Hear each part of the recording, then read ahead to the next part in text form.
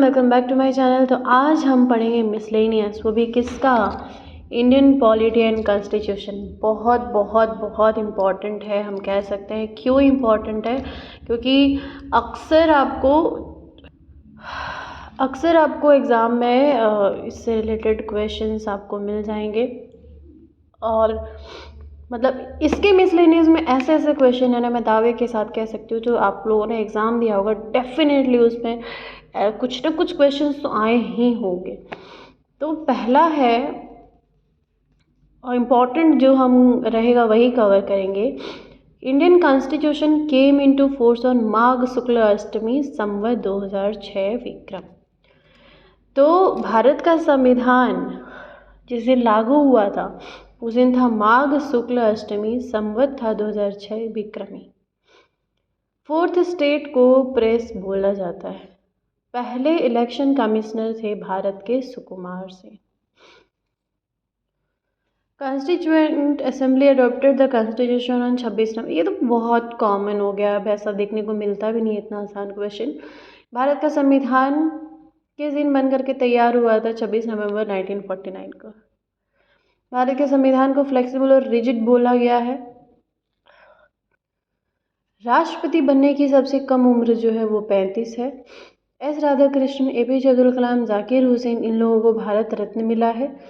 राष्ट्रपति बनने से पहले मिला है, बाद में नहीं, पहले मिला है। चीफ जस्टिस ऑफ इंडिया जो है उसको अपॉइंट कौन करता है? प्रेसिडेंट करता है। प्रेसिडेंट ऑफ इंडिया अपना रेजिग्नेशन लेटर किसे दे सकता है? वाइस प्रेसिडेंट ऑफ इंडिया को। प्रेसिडेंट अपॉइंट द जजेस of supreme court of India. ये तो प्रेसिडेंट के में भी आप लोग पढ़े होंगे। President of India is the supreme commander of India's defence force. Bharat का डिफेंस फोर्स का सुप्रीम कमांडर होता है प्रेसिडेंट। इवन हाई कोर्ट के जो जजेस होते हैं उनको भी प्रेसिडेंट ही अपॉइंट करता है। दोनों हाउसेस को भी प्रेसिडेंट ही समन्स करता है। मतलब जो फाइनल अप्रूवल आप कहते हैं ना, कुछ भी बिल वगैरह आता है तो उसका जो फाइनलाइजेशन है वो यही करता है। राज्यसभा में 12 मेंबर को नॉमिनेट भी प्रेसिडेंट ही करता है। प्रेसिडेंट लोकसभा का जो स्पीकर होता है उसको शपथ भी प्रेसिडेंट ही दिलाता है। Attorney general of India Bharat का पहला लॉ ऑफिसर होता है। ठीक है। एस्टिमेट कमेटी में कितने मेंबर होते हैं? 30। Chief justice of supreme court administer author of the office and secrecy of the president. ये उतना इंपॉर्टेंट नहीं है। प्रेसिडेंट के पास ये अधिकार है कि वो कभी भी लोकसभा को डिसॉल्व कर सकता है। लॉ मेकिंग इंस्टीट्यूशन जो है भारत का वो पार्लियामेंट के पास है। सुप्रीम कोर्ट रिट जो जारी करता है, आपने 5 रिट्स पढ़े होंगे, हैबिस कॉर्पस, मैंडेमस, कर्टियरी, को वारंट और प्रोहिबिशन। तो ये सुप्रीम कोर्ट जो है वो आर्टिकल 32 और हाई कोर्ट का आप लोग मुझे कमेंट सेक्शन में बताएंगे।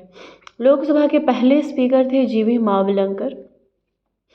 Right to freedom of press is nearly related to fundamental right. ये तो आर्टिकल 19 में आप लोगों ने पढ़ा होगा, है ना, फ्रीडम ऑफ स्पीच। हर कोई अपना जो एक्सप्रेशन है वो रख सकता है। डीपीएसपी 4th पार्ट में मेंशन्ड है, ये बहुत बेसिक है। 4A पार्ट 4A जो है वो फंडामेंटल ड्यूटी को बताता है। डेमोक्रेटिक, ये सब इतना इम्पोर्टेंट नहीं है एक्चुअली, मुझे सर्दी हो गई ज़ोरदार। S Radhakrishnan was the first chairman of Rajya Sabha.